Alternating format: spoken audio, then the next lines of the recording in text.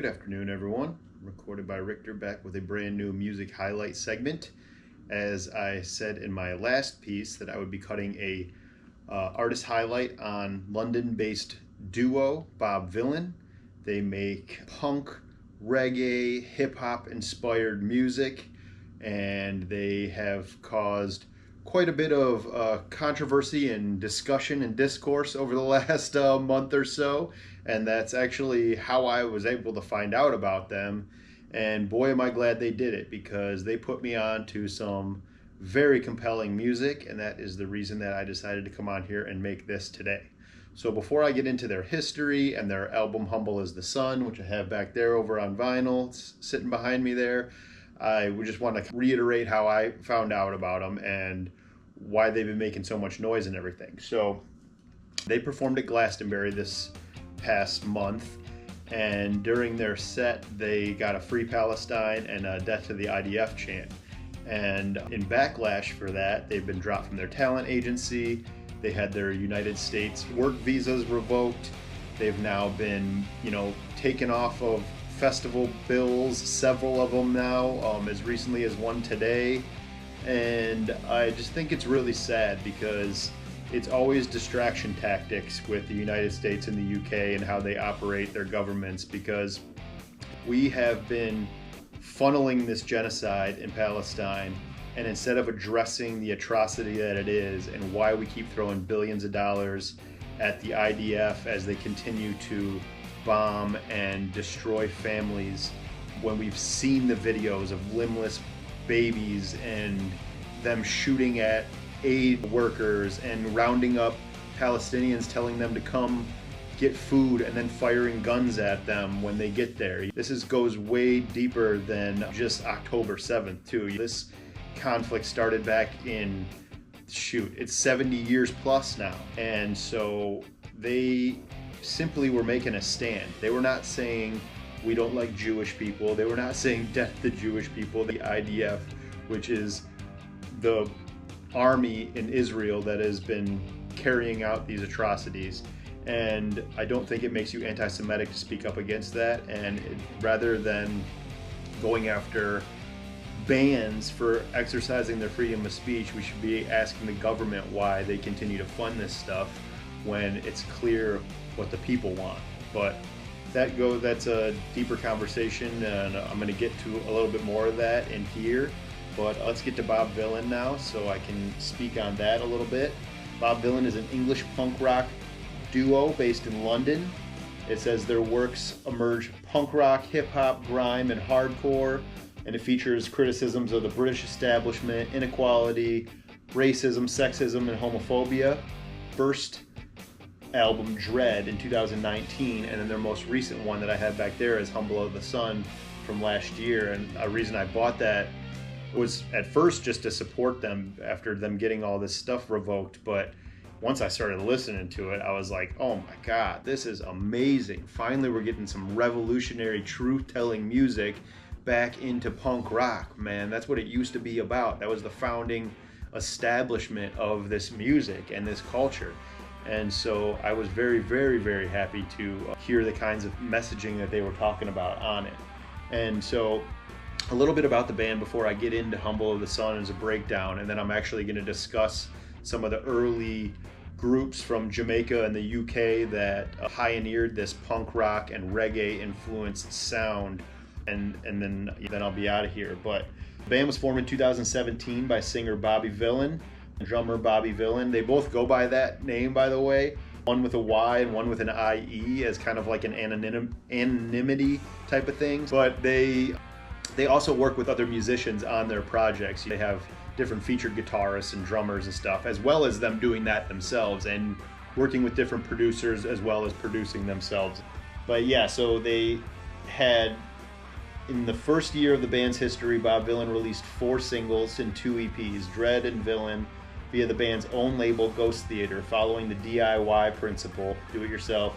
The musicians personally delivered their albums to various record stores and booked their own shows, which I respect that a lot too, I really do. The band released their debut album on June 5th, 2020, We Live Here. The album was self-released after the band were told that it was too extreme by the music industry.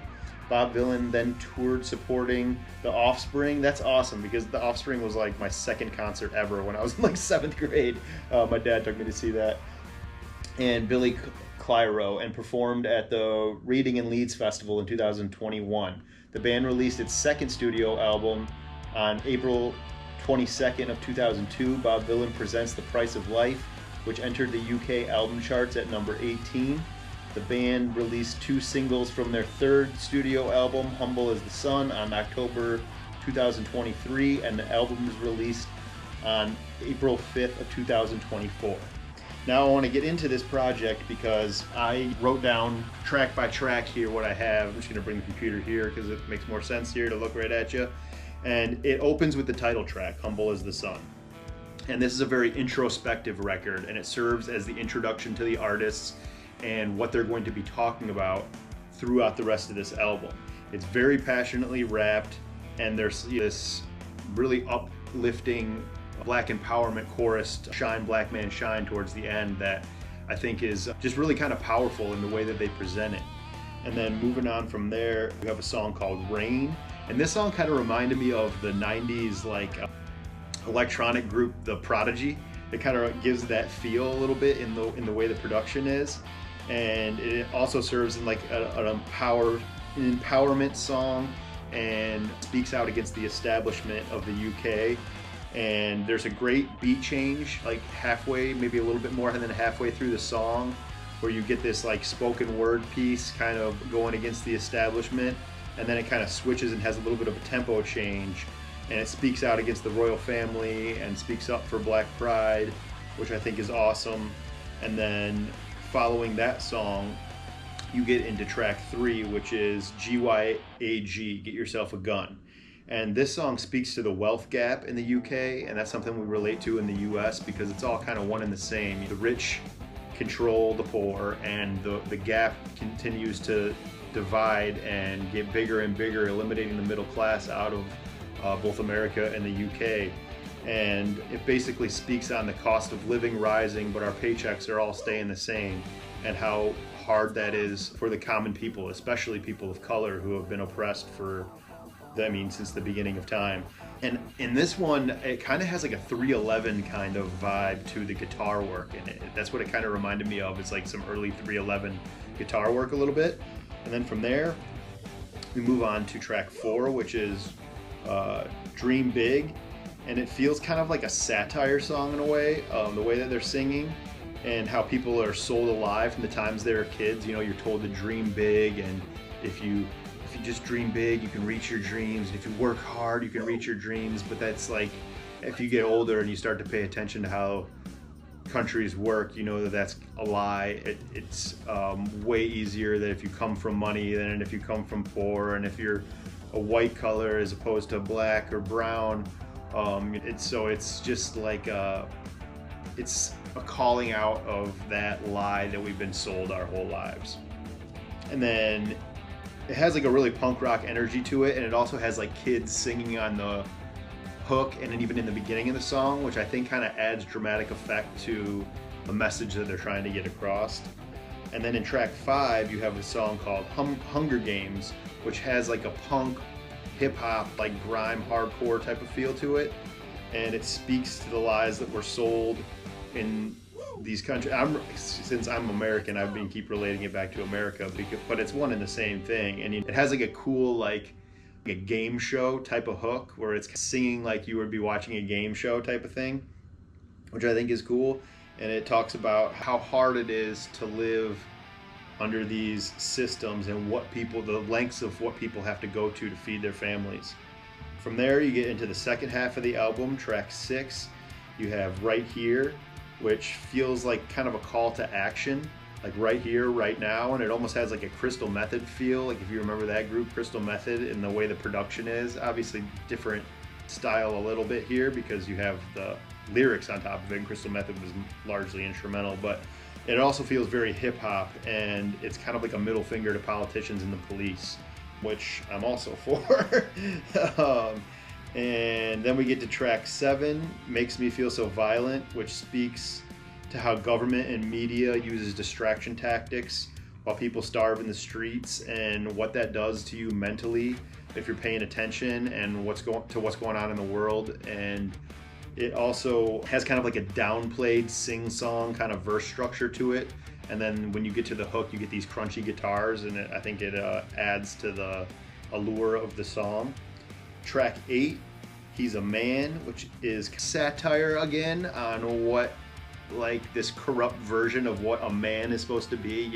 This MAGA influenced, like, alpha male type of shit that's really not manly at all. It's really just like cowardice dressed up and sold as a lie to me. And I love that they did that. This one almost kind of reminds me of, so there's a couple of other punk energy bands that I've been listening to a lot lately. There's one of them is out of New York called the Parquet Courts, and they're awesome. And then Viagra Boys. This kind of has a Viagra Boys feel to it. And I really enjoy all these bands, and I really enjoy like the revolutionary attitude that they have in what they're talking about. And then so we go into, and this also speaks out to against sexual misconduct against women and stuff like that in the He's a Man song, which I like.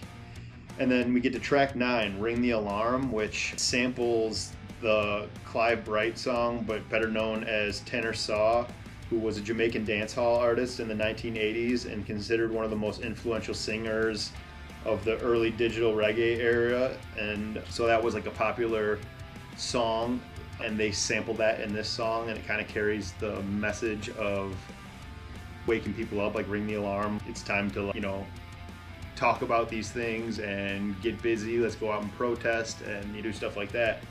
And then finally you get to track 10, which is I'm Still Here. And this is kind of a song about addiction in a way. It speaks to how the weight of the world can lead to addiction issues and mental health struggles. But it's not like a sad, depressing song about it. It's more about overcoming these things and going through addiction and making it to the other side, which I think is important. It also represents for marginalized groups that have beaten down by society over the years. And I really just applaud Bob Vylan for making this album.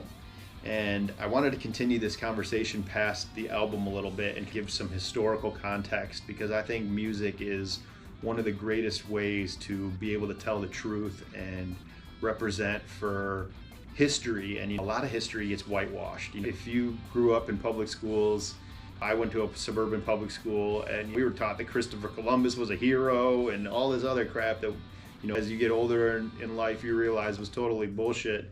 And so I wanted to address a little bit of the influence of the sound in the UK in the 60s and 70s when punk and reggae was making its way from the Caribbean and Jamaica over to the UK. And so here's a little bit of history behind that. The Crown Colony of Jamaica and its dependencies was a colony of the British Empire from 1655 to 1962. English forces launched an invasion of Jamaica in 1655, capturing the colony.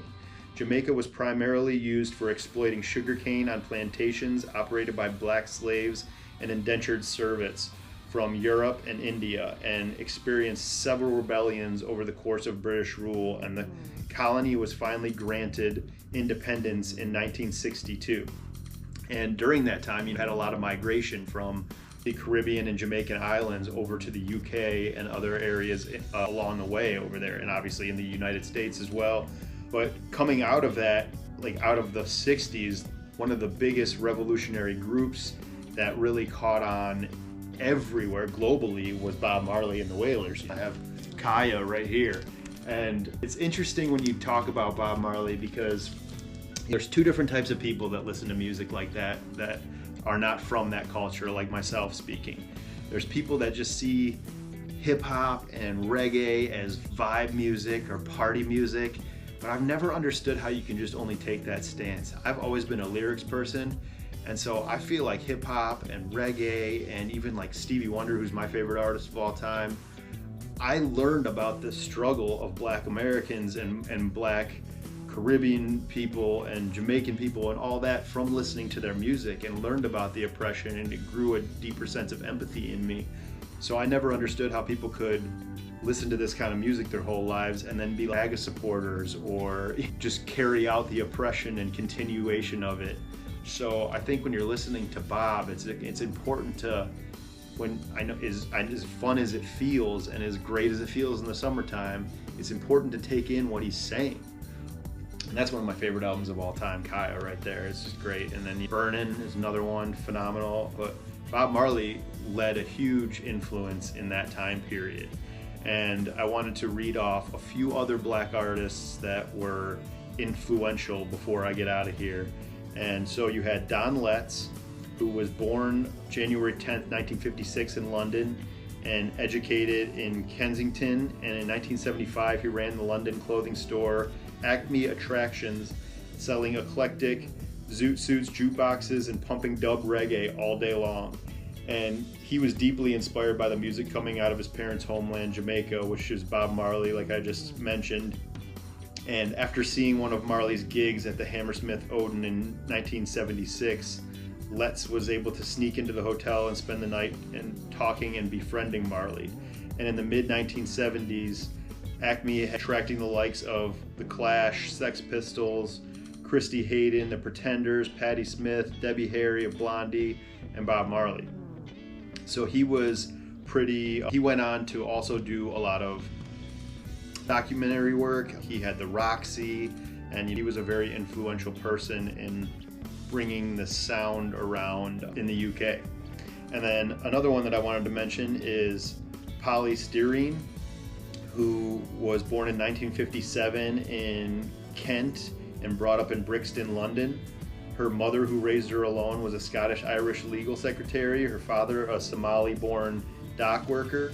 And as a teenager, she was kind of a hippie, and at 15, she ran away from home with just $3 in her pocket and hitchhiked to one music festival after another, staying at different hippie crash pads. And she eventually saw the Sex Pistols in concert and formed her own band that became really influential and popular of making that sound that sometimes doesn't get talked about enough anymore. And then, oh yeah, her band, I don't think I mentioned it. The band that she formed was called X-Ray Specs. And then I got three more that I want to mention, and it'll be quick, I promise. So you're not here all day. Then there's the Equals, who are an English rock band, and they are best remembered for their million-selling chart topper Baby Come Back. Though they had several other chart hits in the UK and Europe, drummer John Hall founded the group with Eddie Grant, Pat Lloyd, and brothers Derv and Lincoln Gordon, and they were noted as being the first major interracial rock group of the UK and one of the few racially mixed bands of that era. And then finally, you had two other bands called Aswad, or I think it's Aswad, and Aswad or Aswad, I don't know, and Steel Pulse. I'm just learning about some of these groups as well, so bear with me. But they were prominent British reggae bands that emerged in the 1970s. Both bands, though originating in different cities, Aswad in London and Steel Pulse in Birmingham, contributed significantly to the UK reggae scene and beyond, and they were known for blending roots, reggae, dub, and other influential sounds. And the reason why I bring all those up because punk rock was very heavily influenced, the white punk rock bands were very heavily influenced by reggae music. Clash went on to be very influenced by it. Even Bob Marley would embrace the kind of punk rock, punk reggae energy with a punky reggae party, which he made in 1977, which is the same year that the Police came out.